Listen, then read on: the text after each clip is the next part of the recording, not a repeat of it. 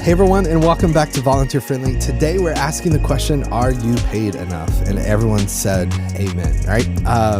If this is your first time to Volunteer Friendly, this is a podcast that releases every Thursday at 10 a.m. Central. And the goal and focus of this podcast is to ask three questions, or really to ask one main question, give you three processing questions for folks that are involved in making Sundays happen. So I post a lot of content on this channel, talk about a lot of things, but Volunteer Friendly specifically is a 10-minute or less. I've been going over the past few weeks. I'll shut up and get to the point this week. But the goal of Volunteer Friendly is a podcast for folks involved in making Sundays happen. So if you're a worship leader, a tech person, production person, maybe creative director, service program director that serves on Sundays, either paid or volunteered, to try to make Sundays happen, then this podcast is for you. Today, we're asking the question, are you paid enough? And this is a loaded topic. This is something that every church environment I've ever been in, I've asked this question. My coworkers have asked this question. And so I think it's something worth talking about. And I've got three questions that hopefully will help process this, that take us to a little deeper level here, right? So I'm going to try to get to the questions a little quicker because I think the wisdom of today's episode is in the questions and not in my opinion of these things. But this is a question that gets asked so often in a ministry context. Are you paid enough? And that's a weird, difficult thing because money is a weird, difficult thing. And obviously, the love of money is the root of all evil, not money, but the love of money. And Jesus warns about wealth and how it can corrupt.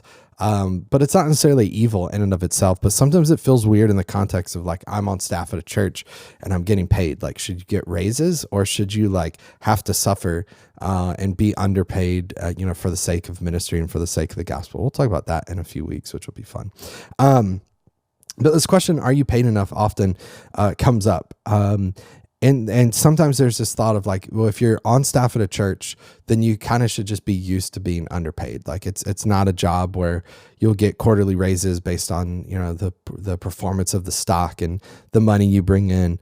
And in that sense, yes, it's true. Like in the same sense of if you work in a nonprofit, you're very likely a nonprofit organization other than a church. You're probably not going to get paid as much as your for-profit counterparts at an organization would get paid. Like that's just kind of the nature of the reality. But, and churches make their income through people giving money as opposed to selling a product necessarily. Although there's a lot of churches that sell a lot of products and they're really juicing that tax-free exemption. But this question comes up all the time. And I've worked at very large churches. I've worked at small, what some would say would be, in non-church world, a startup, right? A small like church plant.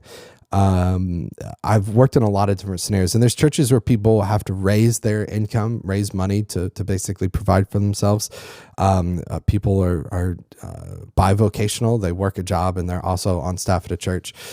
There's a lot of different scenarios. And so I understand everyone's in a different context. I think that's one of the most important things to understand is, there's the world, other than morality that's clearly laid out in the Bible that says this is right and wrong, is more gray than we often think. And so I get frustrated when I see, I'm going on my soapbox here, I apologize. I get frustrated when I see 20-something-year-old influencers on social media discussing how ministry should be done, who have never led a church, who, their life is messed up off camera, and they're trying to tell people how they should live and lead and stuff.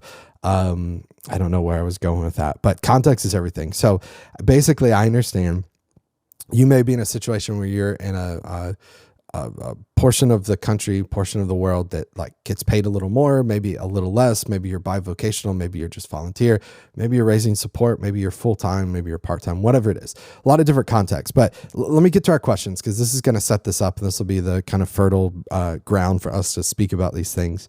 And I should let you know, every week on Volunteer Friendly, I share three questions where the goal is you can think about these questions, process these questions on your own, and then discuss these questions with your team. In order to make that easier, we've got a PDF download. You can find it in the show notes of this episode, description of this episode. Print that out. Actually kill some trees if you have a printer. You may not even have a printer anymore. Kill some trees. You can make it digital version and write on it if you want to, whatever. But print this out. And I want you to contemplate these on your own. Pray through these.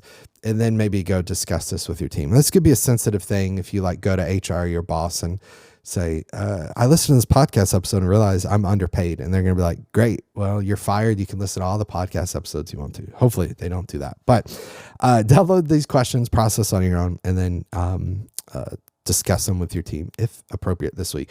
So here we go. Number one, we often say, are you underpaid? I'm not paid enough, but let's reframe this discussion. Number one, is your pay out of sync with your workload? What I mean by that is, do you feel like you don't get paid enough? What's the best way for me to say it? So I currently, as I'm recording this, live in Austin, Texas.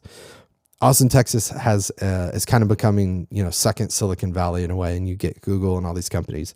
Are you in a community group with a friend of yours that you happen to find out same age, same sex, maybe same training or whatever, and they make $230,000 a year, and you're like, I'm a graphic designer working in a church and I'm making 40. I'm underpaid. Like, this is ridiculous.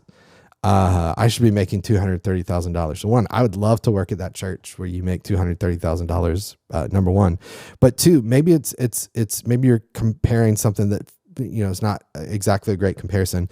So let's forget that for a moment, but let's just look at, is your pay out of sync with your workload? Is the amount of work you're doing, you feel like you're not getting paid enough for that? Sometimes that's the case. Sometimes you do feel like you're overworked, right? Sometimes you do feel like you're like just doing so much work and they're paying you pennies on the dollar for the amount of work you do. But then sometimes when you sit back and go, okay, and look at it, think about it, you go, well, I'm not getting paid $230,000 like my friend that works at Google, and boy, would that be nice. You could also go work at Google and get paid that much if you really want to. But maybe you're not getting paid the same as they are, but then you look at your workload and go, well, I do have Saturdays off. Maybe I have Sundays off, or maybe you work on Sundays as well too. But I have time off. I do have benefits. That's pretty good. I work on like some series artwork once a quarter, maybe. I do some graphic design projects, but you look at it and go, actually, when I look at it now, my pay kind of works really well with the amount of work that I have to do, if that makes sense to you. Not necessarily compare your pay or cost of living, but just the amount of work you're doing to what you're getting paid. Do those seem out of sync, or do they actually seem in sync when you look at it? I've had a church job before where the amount of work I did versus what I got paid was way out of sync, in the sense of I did far more work than I was really getting paid to do. And there were some unhealthy elements of that. I was also, the stage of life I was in, it was okay, I could do that. But then I've had situations where what I get paid was amazing for the workload that was required of that. And so, yes, cost of living, it would be difficult for me to live just on that. But when I look at workload versus what I got paid, it was pretty incredible. Okay, number two, here's a big one when we talk about this. Are you paid enough? Number two, are you underpaid or undervalued? Because I've been in situations where I felt underpaid, but I was valued. Like, I felt like people cared about me. I felt like I was a valued member of the team. I was cared for. But then I've been in situations where I was underpaid and undervalued. Like, people didn't care for me. I was a cog in the machine, and I didn't get paid enough. And I think a lot of times you look at those situations and you go, okay, I should just move on to somewhere else. Here's I try so hard not to share my opinion, but again, going back to what we saw earlier, if you feel like you should get paid the same as your friend that works at Google, then go work at Google or go work at wherever it is, right? You don't have to stay at that church in that job doing that particular thing. Like, go do the other thing if you feel like you need that much money to live on. Number three, and this doesn't work for everyone, but if you find yourself in an environment, I'll get to the question of saying, if you find yourself in an environment where you're underpaid, but you are valued and people care about you and it's a great environment, and you happen to find yourself in an environment where your pay is out of sync with your workload, but in the positive sense, like what you get paid versus what you have to do, you're like, I've got a lot of margin in my week, right? As a production person in my last gig, I wasn't in an office 9 to 5. Like, did some meetings during the week. I did some email. I was at a campus, maybe repairing things one day a week. And then I was there Sunday. So my pay for what I got paid for what I had to do was amazing. If you're in a situation where those things are true, you're underpaid, but you're valued. Your pay is out of sync with your workload, but in the positive sense, in a good sense. Then number three, can you start a side hustle to supplement? If you feel like you're underpaid and the church, your employer, has to be open to this. Is there something you can do on the side to supplement your income? Because you're at a great place. It's healthy. You love it. You love the people. The work you're doing is super important, but you look at it and go, I don't have to sit in an office 9 to 5, Monday through Friday to get my job done. Would they be okay if I mix sound for a couple different shows? Would they be okay if I got a part-time job somewhere, working at Starbucks or whatever?